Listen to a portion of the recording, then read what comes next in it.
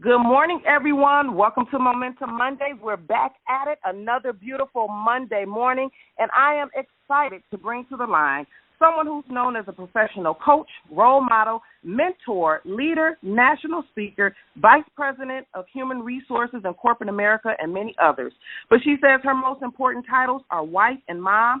She has helped me and hundreds of women across the country become better and stronger. She is the host and the visionary of this call, and I also want to make sure I don't forget, if you are in the Delaware area, Pennsylvania, I don't care, all roads lead to the East Coast this weekend, June 10th, or 2 weeks from now, at a networking event. Two of our co-hosts, Michelle Washington and Jill Green, networking after work. They're going to talk a little bit more about it, but if you are in that area, get ready for an amazing event. Jill Green, are you out there? I am out here. Good morning, Lynette. How are you this morning? I'm on fire. I'm ready to rock and roll. Well, good morning, everyone. Welcome to Momentum Mondays and happy holidays. My name is Jill Green, 416, the host of the call that's designed to wake you up, shake you up, and take you up to new levels in your life, your career, your business, and your dreams. And we are reaching our dreams in 16. You are listening to the sounds of Go Get It by Mary. And folks, today we want to leave you with that. Go and get it. We've had some amazing conversation over the last few weeks, but before we jump in, I'd love to introduce to you folks who help hold me down this call, who forward to you every single Monday, my amazing co-host. First up, we have Miss Michelle Washington. She is a visionary of Women of War campaign, author of the brand new Women of War magazine, all the way from Newark, Delaware. Good morning, Michelle. Good morning, Jill Green. I am excited because this is the day that God has made, and I'm going to be intentional and execute everything I set myself to do. Woo-hoo! Wow. Awesome. And next up we have Miss Dawn Roseman. She's a partner in a major law firm, a writer, a keynote speaker, author of the brand new book, Boss Presence, Amazon's hottest seller, all the way from my hometown, Fort Wayne, Indiana. Dr. Dawn, good morning. Hey, good morning, Jill. Good morning, Momentum Monday callers. Guess what, Jill? I reign. I'm excited about it. I own it. I'm rocking it today. You reign too. Let's go. Let's go. And next up, you've already heard her amazing voice. She welcomes you every single Monday, all the way from Detroit, Michigan. She's the owner of Virtually Yours, founder of Saving Our Youth, author of the #1 best-selling book, Mission Unstoppable, that she killed with Les Brown and George Fraser. Detroit's very own Lynette, good morning. Hey, good morning. I'm killing procrastination today and every day because the future is now. I'm excited. I'm ready to rock and roll. Let's go. Let's go. And next up, folks, again from Fort Wayne, Indiana, my hometown, this amazing founder of Girls Rock. She's an amazing community leader, a youth advocate, and soon to be an international speaker. Danita Washington, good morning, ma'am. Good morning, everybody. Good morning to our Momentum Monday champion and MVP players. I am praying today that everyone remembers to lead with love. Let's go. Let's go.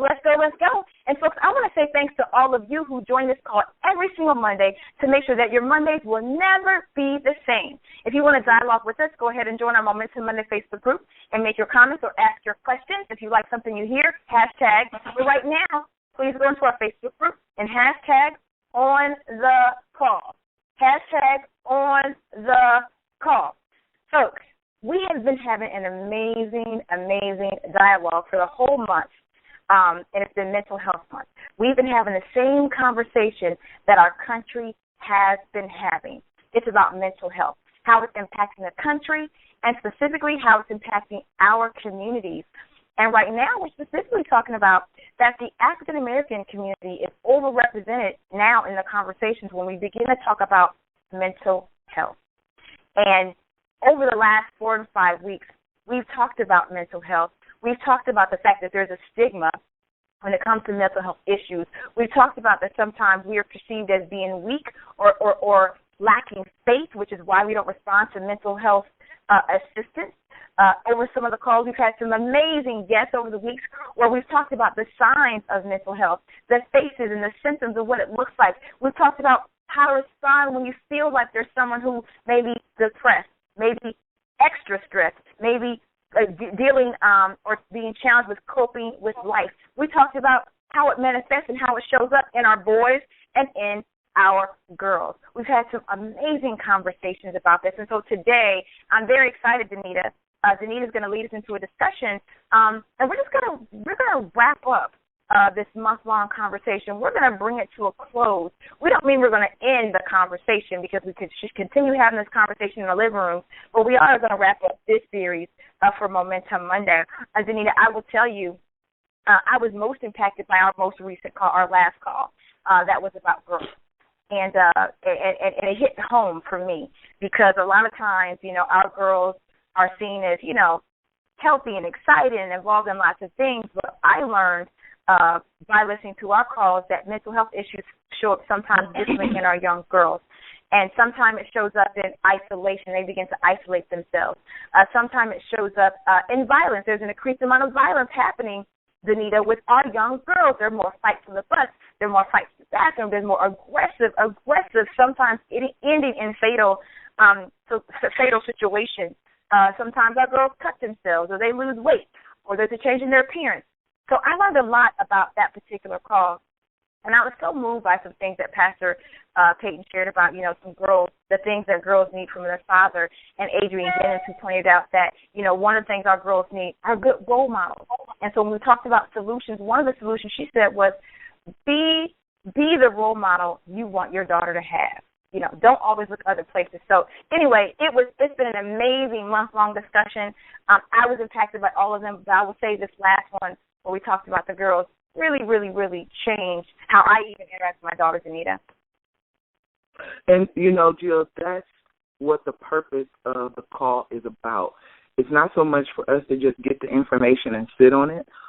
We as co-hosts on the call are also learning. We're not experts on everything that we put out, but the one thing that I think helps us become, all of us, a community of experts, is just getting the information and becoming doers. So I'm excited to hear that even though you were, like you said, you were on the call, but you also took away some powerful nuggets. I wanted to go over to the guide call that we had about the young men.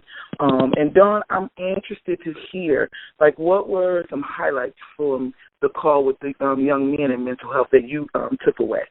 I mean, that one, Danita, was a big one for me, and you know that because, our children are our heartbeat, right? I was going to describe our children as having your heart walk around on the outside of you.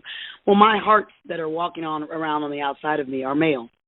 And so raising two young boys, it's just been really interesting. So that call was really impactful. I think probably the thing that struck me the most first was Pastor Peyton. I'm raised by a single mom, an amazing an amazing mother, period, who just happened to have to walk this thing out, this motherhood thing out, without my father, our father in her life. But one of the things he said was, and I think Bishop doubled down on this too, that you can't, moms, we women can't be father and mother too. That it's critical that we have, that the father is in place in the picture, if at all possible. And then just talked about, he broke down, and I think these are in our Facebook page, Danita, but broke down, the reasons why, especially relative to our young men. I'm going to see if I can get them here. They were things like, it's important for a son to see their father as a role model and respect their mother. To see their dad fail, that's a big one for me. And then beyond that, how he handles it, because we grow by our failures, right? So if the dads are modeling quitting, then that's what our boys do.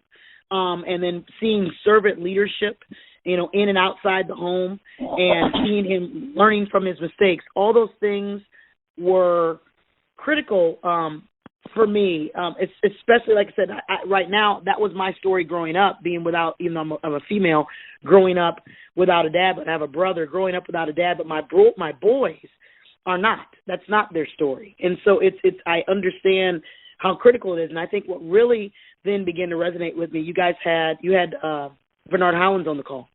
And I thought that was wonderful because Bernard comes, and everybody knows Bernard is always 100, and it's, sports. And so I think, maybe the perception was Bernard's going to get on there and talk about this. And what I loved is that he was so transparent and to me, just the wholesale definition of what a man is, because he talked about sports, yes, and the importance of a way to teach our young boys and to raise them up and to give them values, that sort of thing. Same thing's true for our girls, of course. But also talked about the importance of getting away from the athletics, to look deeper and to really pay attention to who these young men are. And that was big for me because I've got, again, these two boys, and they're very different. One of them is really, really into sports, lives for everything sports, and the other one is not. And even the one who lives for sports, I have some male family members who criticized him until I checked them, criticized him for not being in the right sports, right? Like, you big, why don't you play football? Because they don't want to, or what do you, it's almost disappointing a lot of times, I think, for men when they see their sons, not being what they believe a boy is supposed to do in their migration toward manhood. And so I love that Bernard was willing to talk about that is not the most critical thing. The critical thing is making sure that our boys are whole. And so that really resonated with me because I have, like I said, I really want my sons to understand, and my husband is amazing at modeling for them what manhood should be. Like I said, on a wholesale level, I keep saying that, but I thought it was wonderful to hear and us double down on how important it is to make sure that our boys know that it's all right if they're emotional.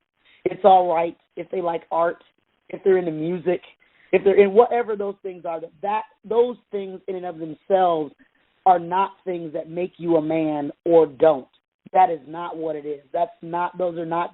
Those things don't carry with them automatic value systems, and is incumbent upon the man in their life, their dad, to help bring that out. And I'll leave with this. What I loved, and Lynette posted this in the Facebook page. Lest there's some of our callers out there that think, well, my husband, or I don't have a husband, or my children's father are not in their life. Lynette was very bold, and I love this about her in saying, hey, if the dad is not in their life, if he chooses to miss that amazing opportunity with these beautiful kids, these boys, then go find a male role model, because you got them in your life who's willing to be that figure for your children. And she's done that deliberately for Elijah, and I applaud her, and I think it's awesome. And I think that no matter what she left us with is there's no excuses to get that positive influence, that male influence in the life of our boys. So I love that call. I'm gonna stop talking, as you can see. No, I'm glad, because you hit a lot of the nuggets that I think Bernard Hollins and Pastor Peyton wanted us to have as takeaways. There were a lot of single moms on the phone, and so I appreciate Lynette and you also being open to the things that you learned and the things that pressing forward has to become a part of our love language, even with our girlfriends and other women that may not have been on the call. But now that we have some new lenses and a new perspective, that we have to share those kind of conversations with our sister girls so that they understand that do not continue to stand up and say, I'm the mama and the daddy. Those things can be, you can make those kind of statements, but you need to understand that your son does need a male figure in his life, and that it does help them become more whole. And that's what I thought Pastor Peyton and Nard really spoke to. So thank you for the recap on that. Yeah, and hey, Denise, I know you're going to move on, but real quick, it's just something that just popped in, and forgive me, but I just have to say this, because we're raising our boys to be, celibate until they, teach them that, sex is for marriage and all those things. And I raise it only in the context of boys, because I think one of the things and the reason why our boys are chasing these things, they're, thinking that they're not, they need to be having certain experiences at such a young age, is because that, it's being messaged to them that this is what a man does. This is, if you're a man, if you haven't done this by now, then hey, something's wrong with you. And so I think it's really, really critical that we get those models in place and talk to them about that. This does not define you as a man. It is something holistically different than that. And so I just think this is critical, because I think that's where their mental piece begins to break down, because they're chasing a model of manhood that's false. Yeah. if I could too, I think what you said was amazing, Dawn. And Danita, I think what was a part of that conversation was the impact of the waiting on the dad to show up. I was going back through some of the Facebook comments, because we're talking about the mental health piece, and we're talking about how it impacts our young men and our young girls. And something begins to break down inside. Dawn, you had a powerful story about waiting, on a dad who never came. And if you look inside our Facebook discussion group, there's so many other people who are saying, I have that same story. I got dressed up. I held on to my strawberry shortcake down. I sat there waiting. He never came. And that begins to do something on the inside to a kid who, and somehow later that shows up, in the form, it can show up in the form of a mental health, whether it's anger or frustration or anxiety or depression or whatever it is. So I think that these calls have been so critical and so awesome to say, like you said, Dawn, if dad isn't present, find someone who's willing to be. Yeah. That was one of my favorite parts of the call too, Janita. No, I love it because I agree with you. And from that call, Jill, the one thing I noticed is that wasn't the voice of young people saying that they had been waiting. That was the voice of 40 and 45-year-old women and men. And so what I think happens is that because it's not rectified, healed, or, dealt with, we have adult women and men going around, and they're still harboring that. And that's kind of where Pastor Peyton, remember he talked about his testimony on being in that first-class seat. That's what right. he thought was going to be his blessing of getting a first-class seat really became a lesson and a journey for him because he was able for the first time to witness seeing a man and his dad, somebody his age, interact and just watching them festered up feelings.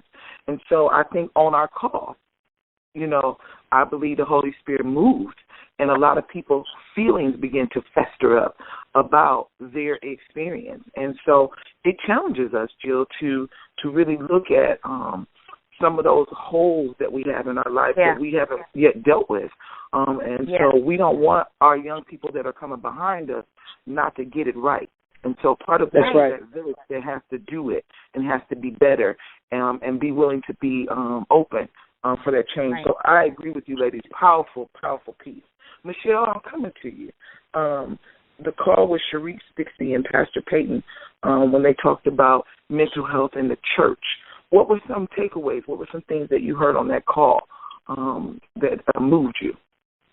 Well, it was actually huge for me because being not only a PK, but at one point, me and my ex were pastors at a church. And because of me not being totally knowledgeable of different things, you could have book knowledge or hear different experiences about different things. You think you're an expert at it. And sometimes we in the church, we think that we are experts at things because we have had situations or we encountered people that could tell us a story, and we think that deems us to speak to things. And unfortunately, Danita and team, sometimes in the church at large, we're more of a disadvantage to the people than really a help. Sometimes we're more judgmental than what a church is supposed to be, a hospital for the people. And then we think that all it takes is just praying about things. Prayer is absolutely, positively important. It really is. And that's the way that we get through things. However, God works through people and through things to get us the needs the needs and the tools that we need in these type of situations.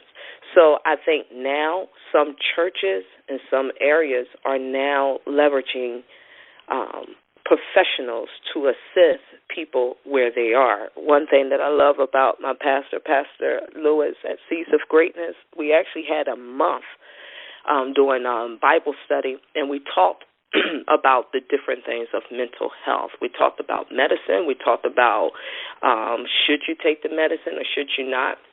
And my pastor is a stickler. Yes, we walk by faith, but as you're walking by faith, you're supposed to be wise as well. So I'm grateful to have pastors like Pastor Peyton, Bishop Robbins, Pastor Lewis, that are not afraid to talk about these things in the four walls of church. But I think we as believers really need to open up our eyes a little bit more to this matter and other matters. It's just, sometimes I get so frustrated when church at large, we ride the coattails of the world. If the world is talking about a particular thing, then that's when we start talking about a particular thing. But I'm so grateful for this platform that we're not afraid to talk about mental health. We're not afraid to connect it with faith, but we're giving the people hope. We're giving them inspiration and definitely information. So I have learned along my walk as a PK, as a pastor, as a first lady, the benefits of getting the knowledge. And if I don't have it, which is okay, to definitely reach out and get the help that we need. It is okay to be in a position of not knowing. Just get the resources that you need to make things better for yourself. Awesome. 'Cause that was the one thing that I thought Sharice Dixie really, really owned in on and pushed with us, that, the pulpit has such a powerful place, especially in the African-American community. And so that voice, they have to be mindful of that and be careful when they're speaking to certain things, because they can send a person to a darker place. And that was one of the things she talked about, that she had witnessed so many times, being a professional of mental health. And she said sometimes it would make her cringe when somebody would say, well, pray more and, pray the devil out. And she said, all of those things are real in certain situations. But in mental health, as you alluded to, Michelle, you need to understand that there are some people, the chemical imbalance is such, they need the medicine, period. That it's not an option. And so because, the pulpit sometimes has become where they speak against medicine or things like that, then people then become and stay in that sickness and stay ill. And one of our callers, I remember Dawn Smith, talked about how when she was in the church as a little girl and young and being depressed, and people just continue to tell her to pray about it. Well, that took her to adulthood, not really dealing with, making her feel like something was wrong with her, and that she wasn't whole, or she didn't have, she lacked faith, which wasn't true, again, because she didn't get her symptom dealt with. And so just like we go and we, if a person came into church with cancer or diabetes, we don't just tell them just to pray. We pray, we lay hands, but we make sure that they go to those specialists that's designed in cancer, so they get the right chemo treatment and things like that. And I think that's what the call is about. They want us to understand it's the same thing with depression. Make sure that we send people to get the treatment that they need, because it is an illness. And so, thank you, Michelle. Yes. Hey, just real quick, because I think what Michelle just said was powerful, and I think that she brought it out, and I just think it's really strong. It's a strong statement where she says, sometimes we just don't know. I think church is the only place where I don't know is not an okay answer. Right. You know what I mean? And it's always tripped me out, and I think the danger is it's for those of us who are, if you're a believer and you're trying to draw people in, the worst thing you could do is lie to them. God knows everything. God is omnipotent. God is everywhere. God has all the answers. We don't. And so playing him is just doesn't serve anybody. And so I think that's what Sharice was reeling against, is this answer when people come up and they say, I'm struggling with this or whatever, and we say, well, just pray about that or whatever. By definition, that's just church speak. For I have no idea a lot of times. Prayer is good. I have no idea how to help you, so I'm going to point you to something that's esoteric. And right. No different than if I walk up to you and say, I'm starving, I need a sandwich. If someone be like, well, pray about that. You'd be like, right. that's not going to help me. I still need a sandwich. And so I just think it's critical that, because I think that people, as the church body, we can do, there's such an opportunity to be more, truly be more of God's hands and feet by pointing him to his people, like Michelle said, that can help. So I think that just really resonated for me, because I've been hurt by that very same thing that Dawn Smith talked about too. So I thought that was good. It was. Lynette, I'm coming to you, sis. give us some thoughts on the call with Alice Jordan Miles and maybe some different things that we can look for with mental health and depression. Well, I just want to thank you, Danita, for bringing this topic to light. It's a topic that is so important. And over the last few weeks, I've just paid attention to, all the guest speakers, even looked on our Facebook page at some of the feedback. And what I really took away that I wanted to remind us is to really know the signs. A lot of times we truly don't know the signs. If it's not impacting us directly, we just don't know. And so when we know the signs, especially as parents, it makes a huge impact. I have two teenagers, and my youngest is 9, and I observe their behavior, and we have to notice the changes. When things change, I looked up some of the signs, and I'm like, wow, it's not just a teen thing. One of the guests was talking about how the suicide rate in teens is on the rise, and so some of the signs that we want to pay attention to is just like a hostile, grumpy, or short-tempered attitude, so to speak. Especially in women, hormones and hormonal factors play a part in our mood changes, right? So like the PMS, postpartum depression, those things, sleeping, overeating, all these things are something we should pay attention to. And even in men, it says, tend to complain about fatigue, irritability. They may have sleep problems, loss of interest in work and hobbies. It can also come across as anger, aggression, reckless behavior, or substance abuse. So I think that when we know the signs, and if there's a drastic change in behavior, we should be able to have communication. And it's so important to come from a non-judgmental space.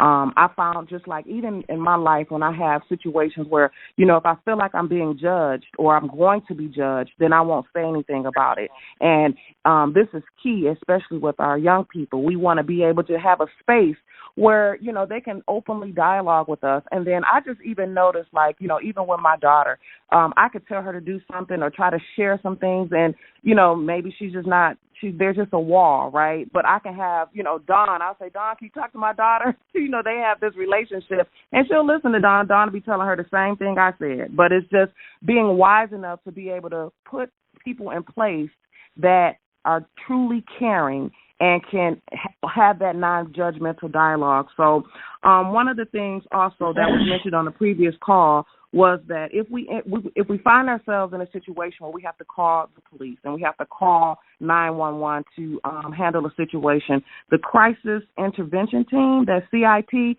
I had no idea about that either, and so it is so critical that if we find ourselves in a situation like that, we ask for the CIT team, which is also the crisis intervention team. And I'll also just end on this, the suicide hotline is 1-800-273-TALK, 1-800-273-8255.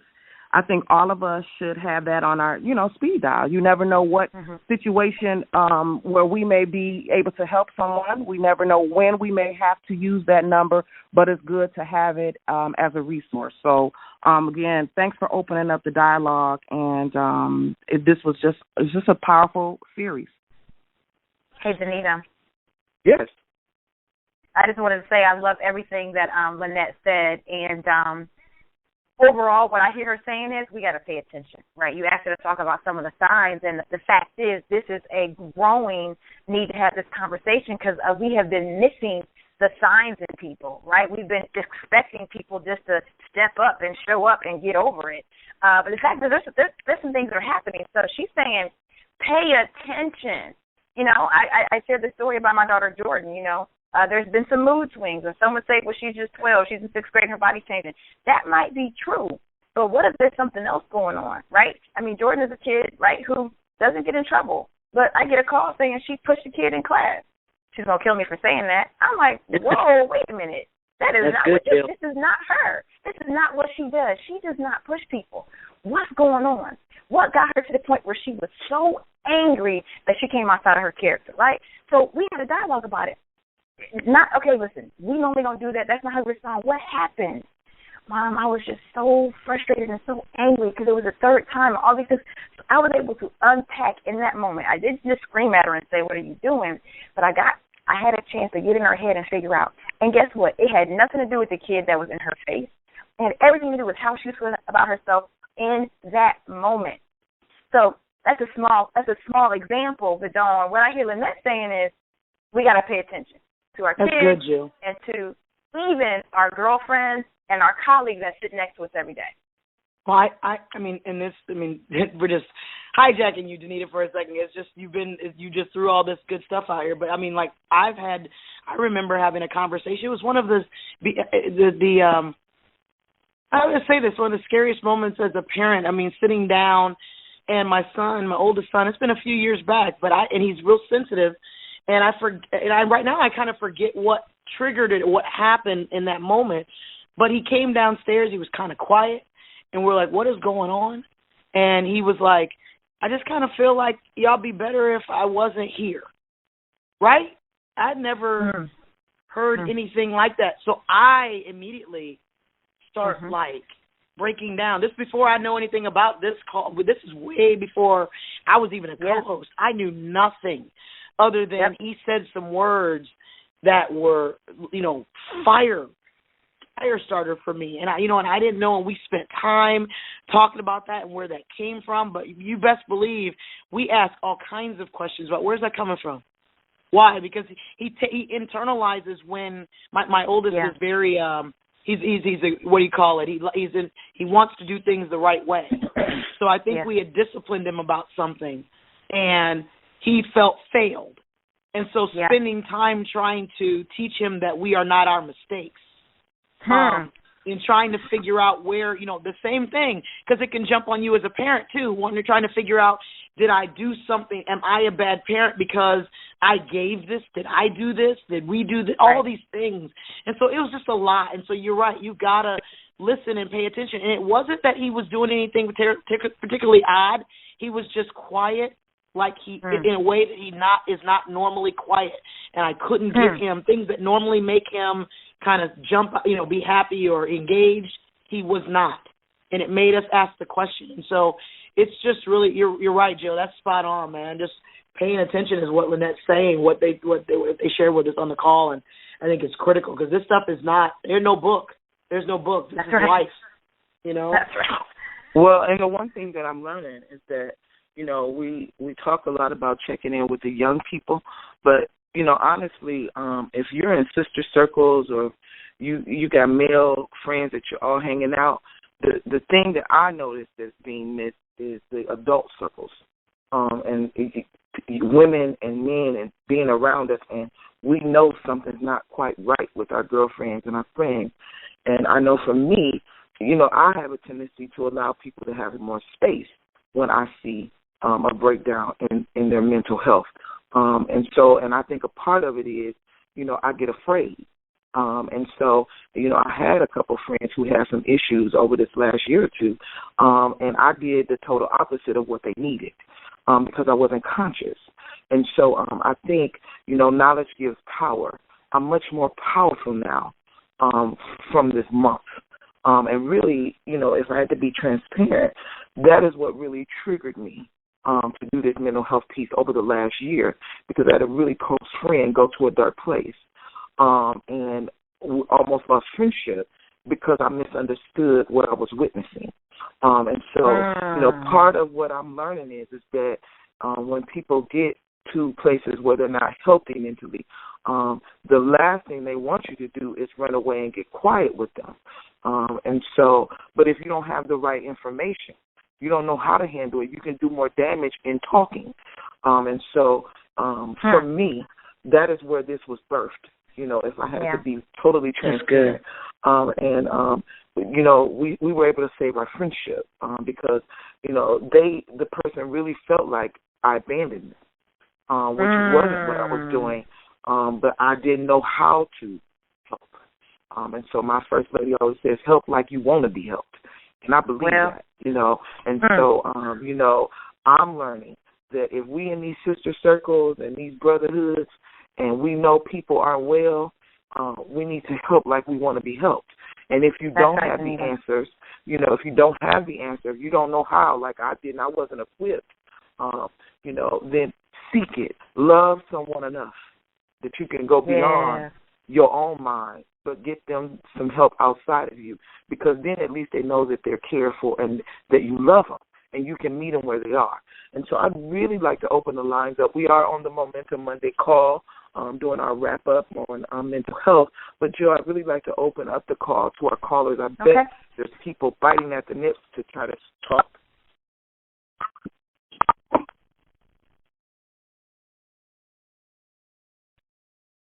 We are having a great dialogue on mental health in our wrap-up.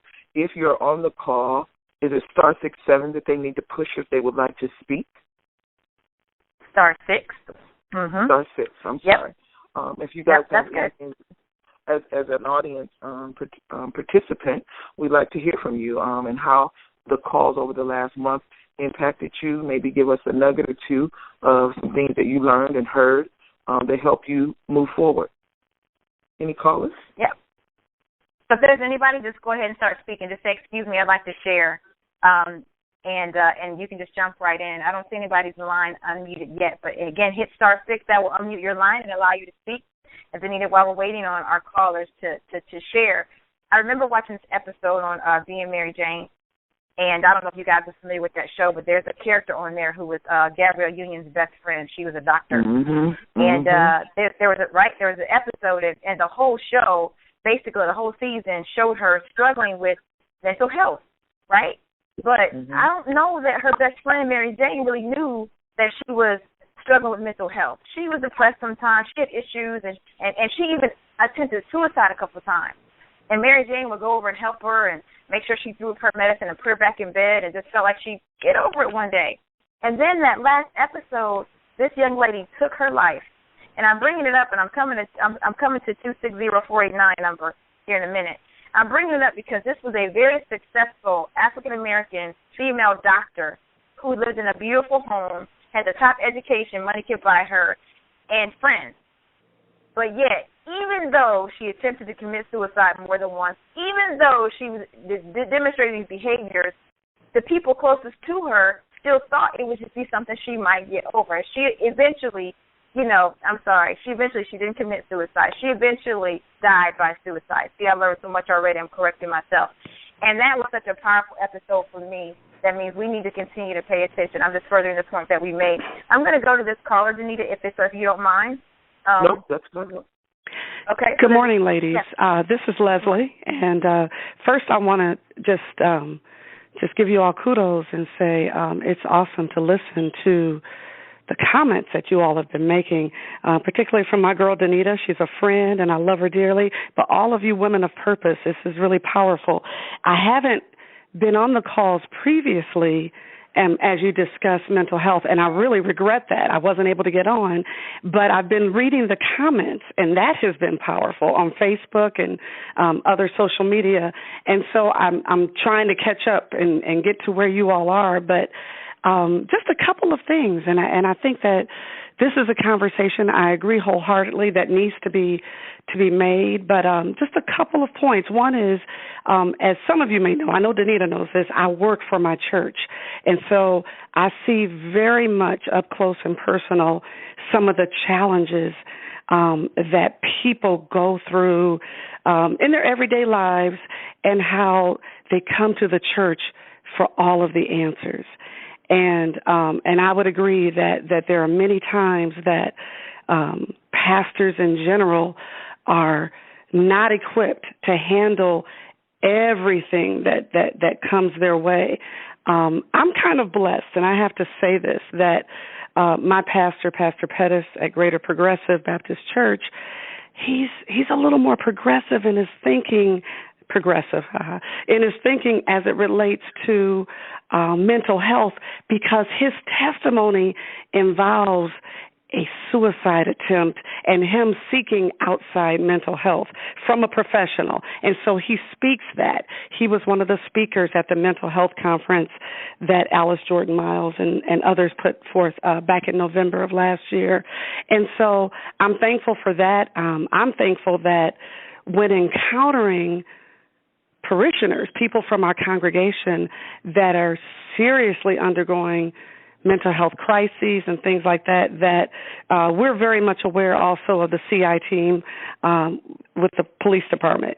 They kind of know us because we go to them and we'll say, we need you to do a mental health checkup on this person. They're reaching out to us. We can't get back with them, and we need you all to intervene. I think that is just right on.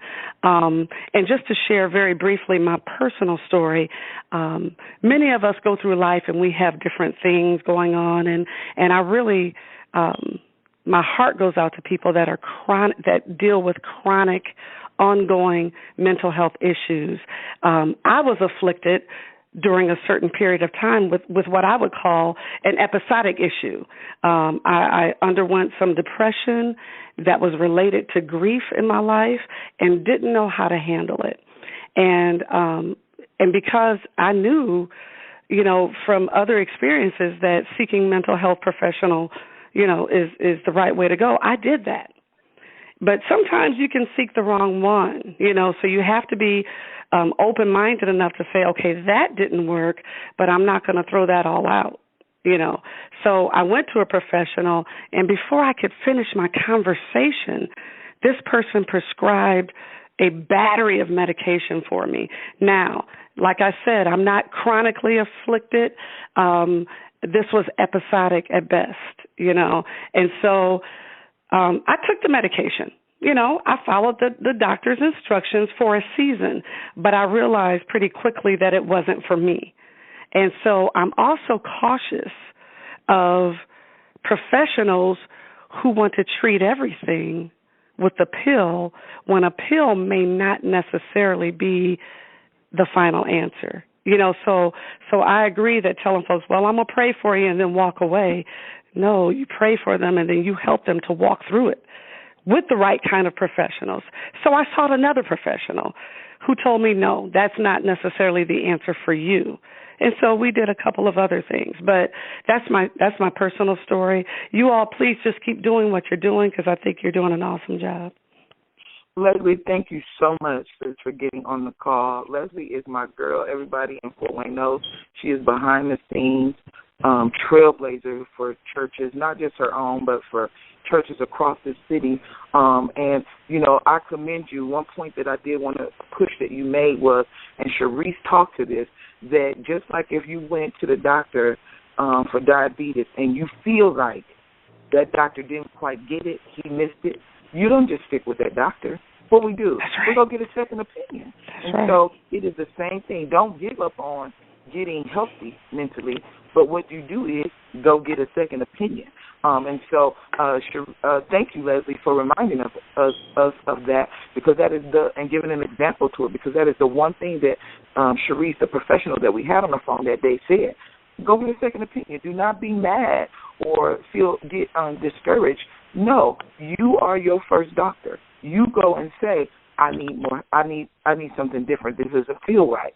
And so, Leslie, we appreciate you getting on the call, and all of our calls are recorded, so you can go back into the discussion group and listen to all of the calls that we have had thus far this year. Thank you. So please do that. Please do that.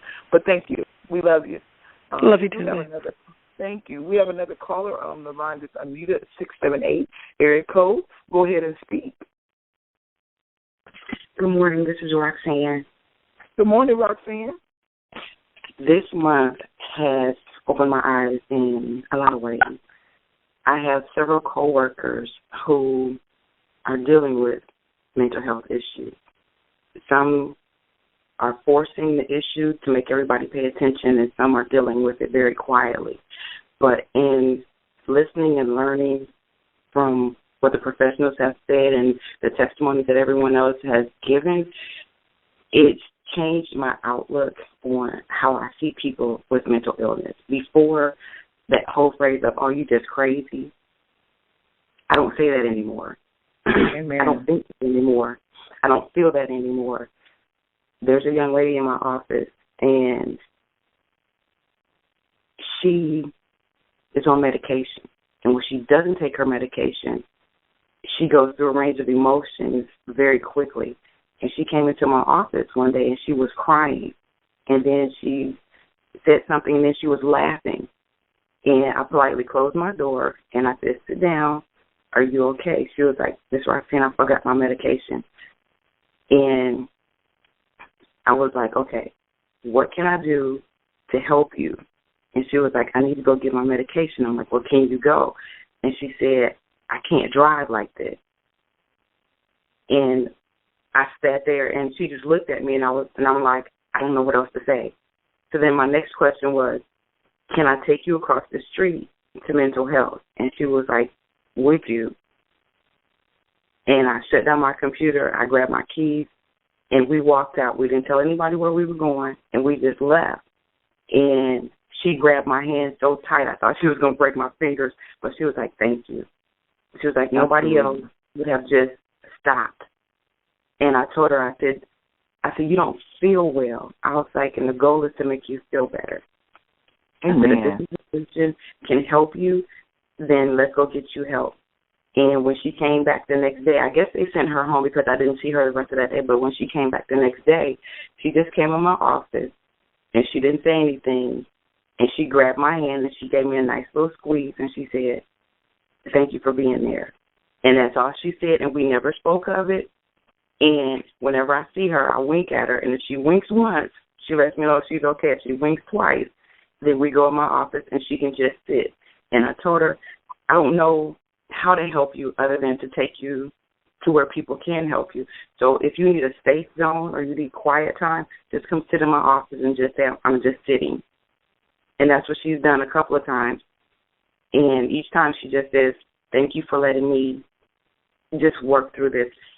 And so I thank you ladies for recognizing that this is a month of mental health and putting this out front, because had I not listened, learned, and paid attention, I never would have figured out how to help her. But just by saying, what do you need me to do, I think I was a little bit of a help to her, and that's helped me to see things differently. So, again, I say thank you. This call has been very, very informative, and you just never know what is going to happen in your life, that what you've heard or you've heard other people talk about has impacted until you put it into work. So, again, I say thank you. This was very, very informative. I learned a lot. And thank you for everyone being transparent on the call and Facebook. It was a very, very, very big help to me. So thank you. Well, and I want to say to you, don't minimize what you did, because you were courageous. And not everybody has a spirit of being courageous, but also having the humility not to make it about them being the person's champion. Because what you did was, this is not about me. I want my coworker to feel better. And I don't need everybody to know that I played a role in it. Right there that speaks mountains to me, because I know that's one of the things that our professionals that were on the call spoke to too. Sharice and Alice both said part of the stigma is that once I open myself to you, once I say that this is an issue for me, I don't need you going to tell the whole office. I don't need you mentioning it, and I need to know that it is safe emotionally for me to say I'm not well in this way. See, if somebody tells us they're not well with cancer, that ain't anything. We don't get gossipy about it. But for whatever reason, there's a spirit of gossip that bursts up when somebody says they mentally are struggling, because then something wrong with them. It is something wrong with them. They are sick. And it's no different than a diabetic label or a cancer label. And so thank you. Thank you. No, it wasn't minimal what you did. It wasn't small. It was huge, because you said you put yourself second for another person to become first and be a champion. So thank you for being courageous. I thank you for your humility and and leading with love and keeping her safe so that she could still come to work and have a face and a voice. Yeah. So that's not small. Thank you. We do have another caller, I think, that is waiting to speak. Is someone unmuted from 260 area? Yeah, it's Mary Bird. Hey, Mary. Good morning. Hey. It's hard for me to hone in on just one area that affected me during this series because it was so many. With me growing up as a fatherless daughter, and that kind of low self-esteem from that, the abandonment issues, and then carrying it into my adulthood. But what I wanted to talk about is the strong sister circle that before I felt like I never really needed. In this past year, what difference that has made in my life. It has caused me to look at myself in a whole different way and realize there's some areas that other people observe with me that I need to work on. It's also made me more confident. So I think I think having good people around you, and just like how the other caller, she observed and she went to help that woman. It's important to have people around you that observe and that tell you, maybe you should do this, or maybe tell you how to speak to your child. Because I did that yesterday. I mean, Danita, I had a conversation with you about how to speak to my son about different things that teenage boys go through. My approach was totally different. He was open more to talking to me. So I think it's, this has just been a great series, and it has made such an impact on my life, and I just wanted to share that. Mary, I'm glad you did. And part of what I'm learning, Mary, is that, if we're going to if you're going to be in my space and spend time with me, I need to be better when I leave you. Mm-hmm. Too many times I think as people, we're around people and we're not better when we leave them. Sometimes we feel worse. And so sister circles and brotherhood groups, if we cannot be honest and authentic about our children and our relationships and just different struggles and successes, then sometimes you're wasting time, and time is the one thing you cannot get back. And so thank you for the information that you get on the call and from the sister circles, taking it and becoming action-driven, Mary, because too many times, too, we get information, and this is a nugget for everybody on the call, but then we do nothing with it. We allow fear and other things to hold us hostage. And so that's the one thing that I want from the call, that we go out and we impact not just our families and our kids, but we impact community.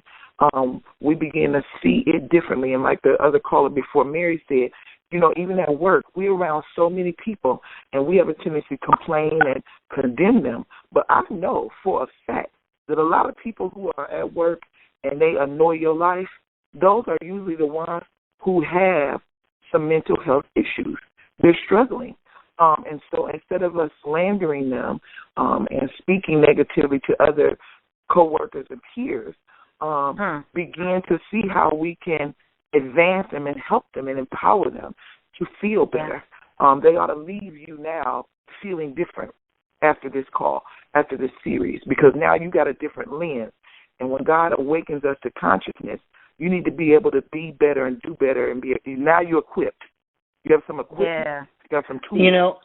Danita, that when you say like those difficult people, the people that are challenging you at work or wherever, quite frankly, that may be the things we've learned or clue in potentially to what may be going on with them. I think it's certainly too a clue in to maybe sometimes what's going on with us, right? And so if we're bold enough to look inward, can determine that there's some things, some triggers, some behaviors that we've been exhibiting that we've just determined it's because of this, or it's because I'm busy, or maybe we have never even tried to unpack it at all, but maybe we should. Right. Are signaling that we've got a bit of I can say this. I won't talk about anybody else. I can say this about me. I never would have used this word before this call. There are times that I can look back at my recent past, relative to either dealing with stuff at work or what have you, that I clearly now look back and like I was depressed. I never would have said it because I'm like, hey, I'm good. I'm fine. I just need some rest. I just need some sleep. I was depressed. And because I'm able to still function, you don't go do anything. And I'm not saying maybe that the level of that made me have to go get help, but it could have. But I never would have looked at it that way, that I have to check myself. I'm like, hey, where's that coming from, Dawn? So I think it's critical, too, to look at ourselves. I think it's important that you said that. I was sharing on the call when Pastor Peyton was on a call a couple weeks ago that Michelle and I were having a conversation, and we found ourselves having these deep dialogues sometimes, and she began to share about this woman that she knew who were going through these challenges, and that it appeared to have it all together, but all this stuff was happening. I said, you just described me. I mean, like, at any given moment, that was me you're talking about, right, who was on the verge of having, just a breakdown, and I think we have to be willing to admit that. I said, you just described me. There was a moment when I was that person you're talking about who wasn't okay. I looked okay, and all the things around me said I was okay. In that moment, I wasn't okay. And I appreciate you sharing that. And Danita, Mary talked a little bit about the circle. And I'm going to say this, Danita, I'm going to let you go ahead and transition us. I think we may have somebody else unmuted, so you can go to another call if you want to. But she talked about the circle. And I want to make sure we don't miss this, because the circle can save your life. It can change your life. They can see in. Remember when Pastor Peyton talked about how he was in his house and he was shut up and he was thinking about leaving because he was down and out and just wasn't feeling right? And he said he heard the footsteps of men walking around his house, praying and speaking life and calling his name. And I mean, that thing messed me up. Because that's what the right circle can do for you. And they weren't even talking to him. They said, okay, well, we ain't going to talk to him. But we're going to surround him. We're going to cover him. And we're going to hold him while he's going through. That's the power of the circle. And I just didn't want to miss that point, because what Mary said was amazing, and we all need that. We need to seek it out if we don't have it. All right, Danita, I'm sorry. I just got excited about that. No, I love the excitement. Do we have another caller unmuted? We'd love to hear from you. It looks like it's a 260. Hello, this is Dawn Smith. Hey, Dawn. Good morning, beauty. Good morning. I just wanted to, again, thank you all for having the call. And one thing that I've noticed throughout this call, and just even with what Mary Bird just spoke about the circle, and the other caller who mentioned about reaching out to that person, that coworker, the key, I think, because I myself have dealt with depression, and it's sometimes not episodic, as Leslie mentioned. It may sometimes be chronic, and I think the most important thing is being consistent with that person that you do see or may know of who deals with mental health issues, because they may not always be on. They might not always be the way or exhibit behaviors that you may feel are positive, or something that you may even always want to be around. But everyone is not blessed to have that person praying for them, or that circle of friends who is, around them to help them get through certain things. I know for me personally, I've been told by so-called friends that being my friend is hard, because I'm not always where they want me to be or always on when they need me to be that. So just being consistent and being willing to ask questions and not assume that just because a person may not look a certain way when you encounter them that something is wrong, because it may not be, but they may not know exactly how to deal in a situation or how to approach a situation or a particular group of people, because it's not something they're used to. So asking questions is very, very key when dealing with someone who has dealt with mental health issues or is dealing with mental health issues, and not just assuming. So, okay. I agree with that. And the one thing I'm learning, too, is when it's beyond you. Sometimes in my friendship with certain people, I've learned the mental health piece is beyond me. And it's at a deeper or darker place than I'm equipped to deal with. And so I'm not shy with my friends in saying that. This is at a place where, I don't know how to help you. All I know is that I can come, and if you can't tell me what you need, I can come and be in silence, but my presence is here. And so I think too many times, especially as women in friendships, we have a help them syndrome. And sometimes help is silent. It isn't always that you're doing something or you're trying to figure it out. And so I appreciate you, Dawn, sharing and being so transparent about your struggles, but your successes with the struggle. So we are grateful for you and what you have done for this Momentum Monday team on this mental health call, because, again, you were willing in our makeover conference to put a face to it. And not everybody does that. Some people hide behind, the things that they struggle with, but you have really stood strong in this year and flat-footed on the fact that not just for yourself, but for your community, you want to be better and you want people to be better, which means you had to put yourself out there. So we are grateful for you, sir. We really are. Hey, Danita, no problem. Something is based upon what you said and what Dawn just said. For the last 30 days, I've been on a journey of just dealing with me and just making sure that I'm fully equipped and dealing with some things that I know hinders me from being that woman of more that I talk about. And it wasn't until yesterday I was sitting down, I was having a conversation, and I began to have some light bulb moments. And in those moments, I realized that some of my behavior came from my dad. And the behavior was just shutting down and just being visibly there.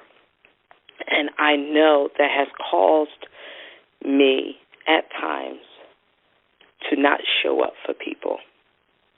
And sometimes, Danita and team, sometimes we may be the cause of the hurt. And I know over my 43 years of being here, I have been the cause of hurt to people, to my sister friends, to family members, to my children, and other intimate relationships. And I'm speaking this truth because I know I have gained knowledge and understanding of me. And I have to, and I had apologized to several women that I may have said like Dawn or told them that, Tag, why are you so difficult, or pointing a finger at them and not even checking myself. And I think this series, and actually today, has brought life to me and light to me in ways of dealing with people. I was one of those people back in the day growing up because all I heard around me, just pray about it and do whatever. When I was going through my abuse with my husband, went to many pastors and I would tell them the stories. And after I told the story with tears in my eyes, they would tell me to go back home, cook him a meal, and do whatever you need to do as a wife. And that followed me to the point it made me feel like my feelings or what I felt wasn't important. And I carried life living that way. And in this moment, Danita and team, I feel another light bulb going off and things that I need to deal with, because it's easy to identify the people that has hurt you. But sometimes we don't identify the people that we are hurting or have hurt. Mm-hmm. They may not be in your life today, but you know how to reach that person. You know how to go to that person. And sometimes those people are actually waiting on us to acknowledge what we did. It's like almost, the Bible says, in truth, it brings about a freedom. They may have been, you have moved past it, but sometimes that sister friend that we talk about may still be going through based upon what you said or how you didn't show up. And I know for me, I didn't show up every time. I know for me that I made my issues or things bigger than the need of what I could physically see. So I know that it's not always the deep-seated stuff. Sometimes it's just our behavior, how we treat each other. So I encourage you, team, as I'm going on a journey of just being a better woman, not the titles, but just a better woman, and just making sure that I'm not just talking this thing, but I'm actually doing this thing. So I encourage you all, I challenge you, if you know that sister or that son, daughter, or whomever, you know you're disappointed, you know you didn't show up for, I dare you to make a commitment to yourself to get it right, because it could be a matter of life or death. Wow, Michelle, that's wow. real good, sis. Wow. That's real good. I mean, that's Holy Spirit. I'm just going to tell you. We do a lot of things where we sit up and practice on this call, but that was no rehearsal.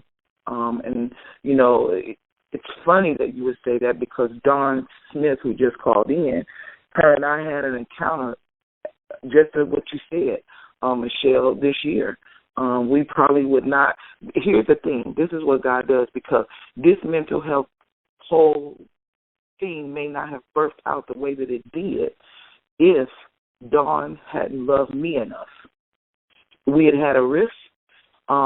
She, about a year, continued to seek out forgiveness with me and friendship, and I stood in frustration, I would say, and not trusting her, and she didn't give up on me, Michelle, and she continued to lead with love, and one day at my desk, working on the Girls Rock events and just kind of spearheading, God said to me, this young lady, she went to my page when I had the fire, and she put money on the GoFundMe, and I was arrested in spirit.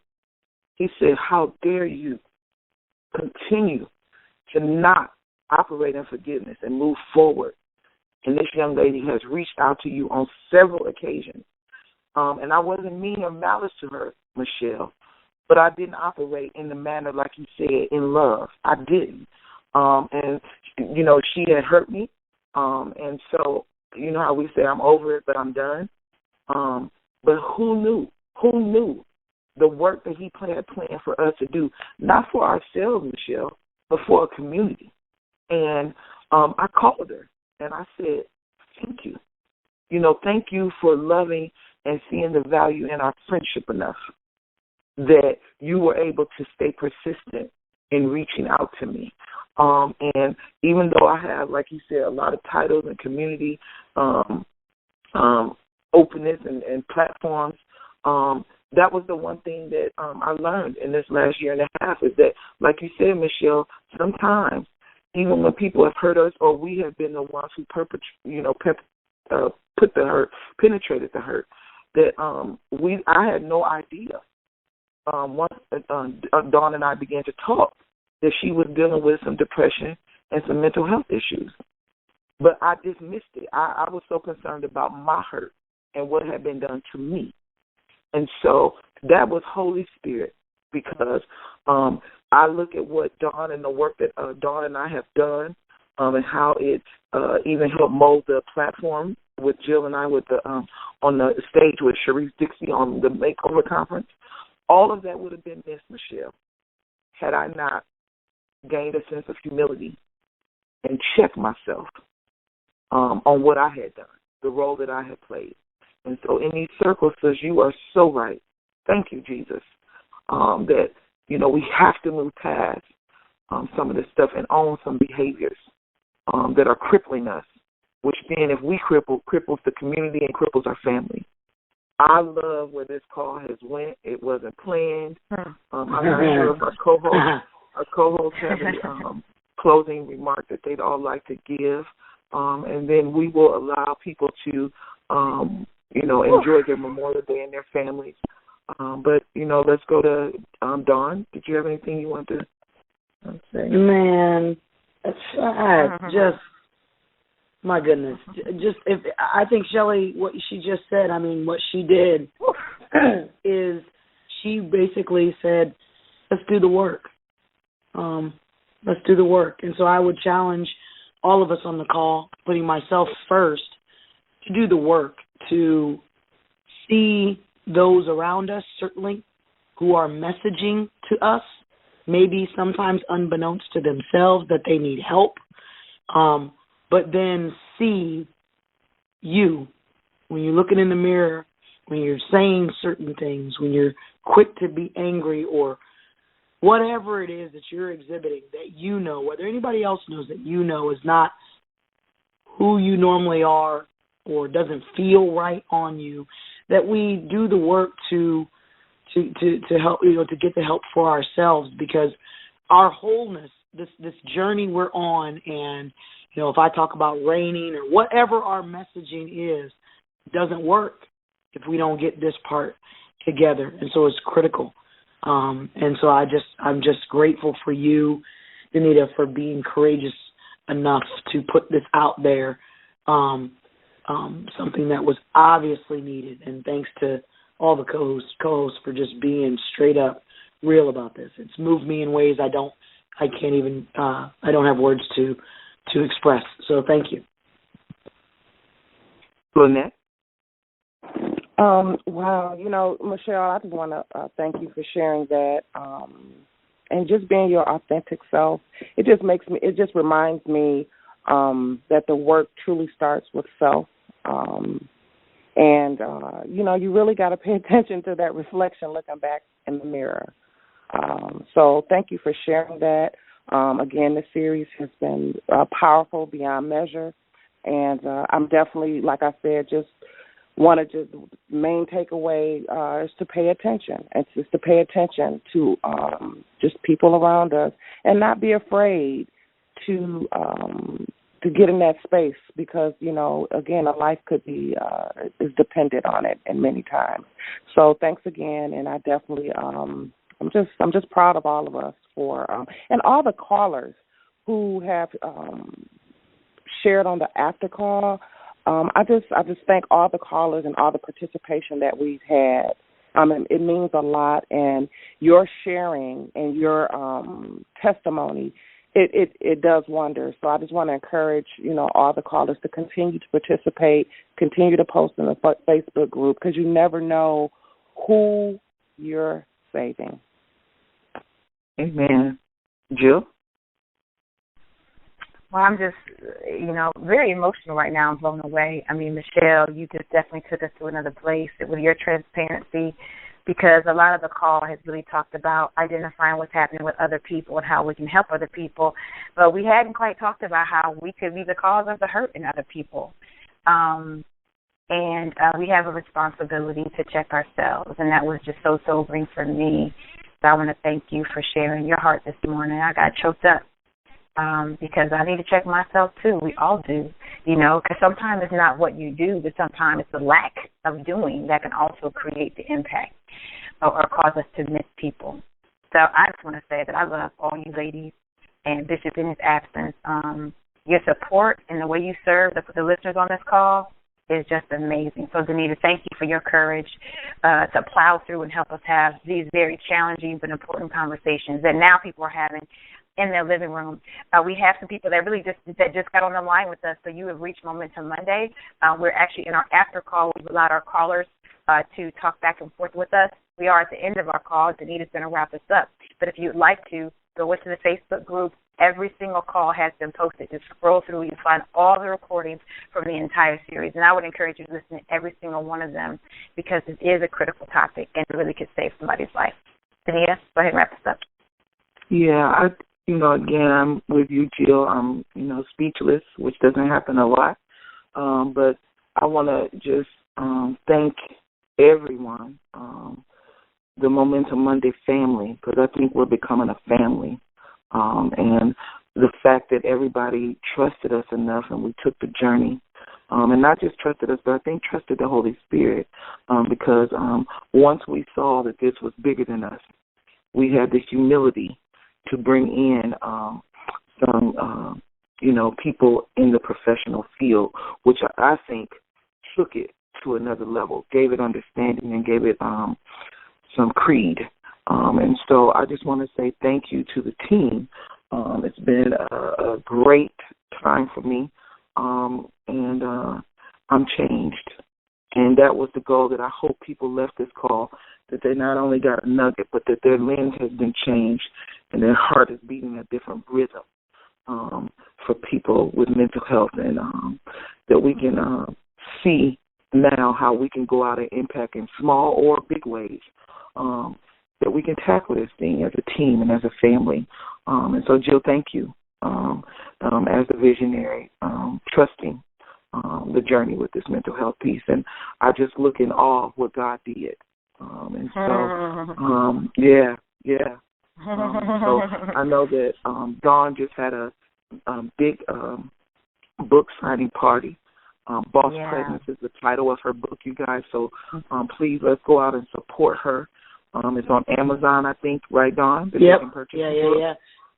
And we're excited about Jill and Michelle also have an event coming up. Jill, can you speak to your event for a minute? Absolutely. So June 10th, Michelle and I have some meetings out in that area, so we decided we're going to take advantage of the time when I'm out there. So, and Michelle, if you want to speak to June 10th, it's going to be an amazing networking event that she has titled Women Networking After Work. Michelle, you want to talk to it real quick? June 10th, Delaware? Absolutely. I'm just still crying over here, but I'll speak to it. Sorry. That's okay.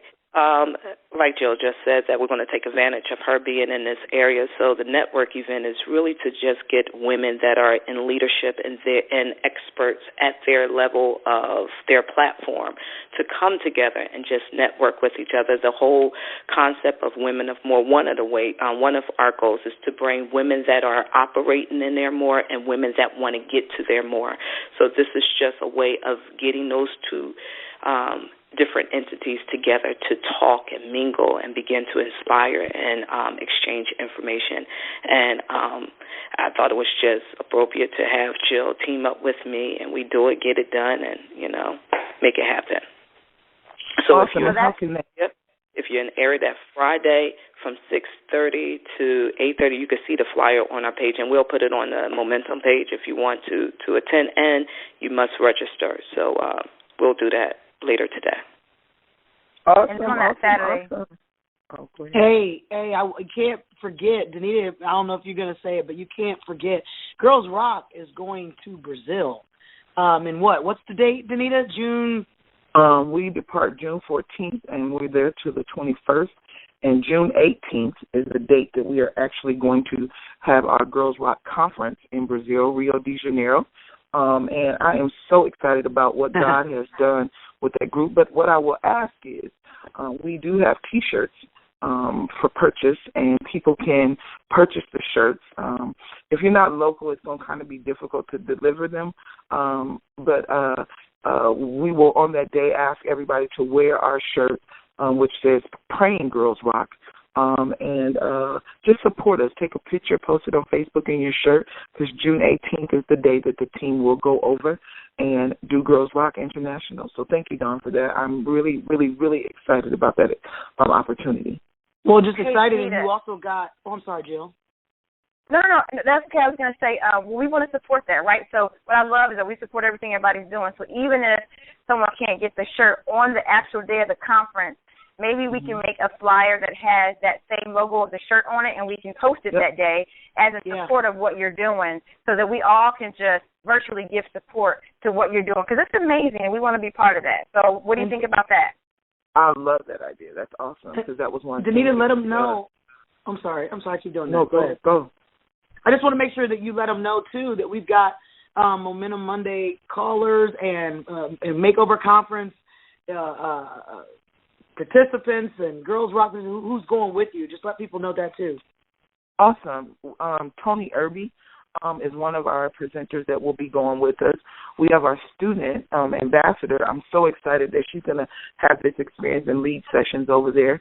Jessica Collins just graduated from Purdue a couple weeks ago and headed to grad school in Texas. And so she's going to go over with us. And then Sherry Smith-Fincher will do a session for us as well over there. So that's the team Triangle Offense that will be going, that will be leading some sessions. And then Pastor Payton and his wife and a team are also going to do some mission work. And so we'll even get to participate and do some mission work, but also have a little vacay. So, Dawn and Jill, thanks for that, you guys, because, again, I'm telling you guys, when I say unexpected people in unexpected places, I mean that thing. And if we just stay disciplined and lead with love in what we do, God opens doors that man cannot cannot shift.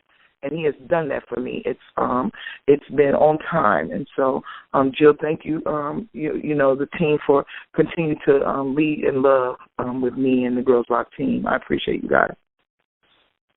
Absolutely. Well, folks, look, this has probably been officially the longest call we've ever had, but I think one of the most powerful.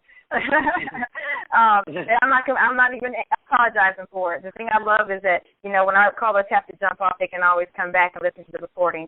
So thank you to all my sisters on the line today for supporting us. Thank you to the callers that support us. Important to us, we're learning as well. And again, in Bishop's absence, thank you. And to all our special guests that we had for the month of Missing Month Discussions. We had some powerful guests from Pastor Anthony Payton, Alice Jordan Mouse, Sharice Dixie, Adrian Jennings, and Bernard Hollis. I hope I didn't miss anybody. Nope, you got them. Right, okay. And next week, we're going to start a very powerful series on the power of networking. And Lynette is going to lead us in that discussion, so more to come on that. And we're out of time, everybody. So have an amazing Memorial Day holiday, and we'll see you right back here Monday, where your Mondays will never be the same. I love you guys. Goodbye, everybody. Love you too. Leave with love. Bye. Happy Memorial Day.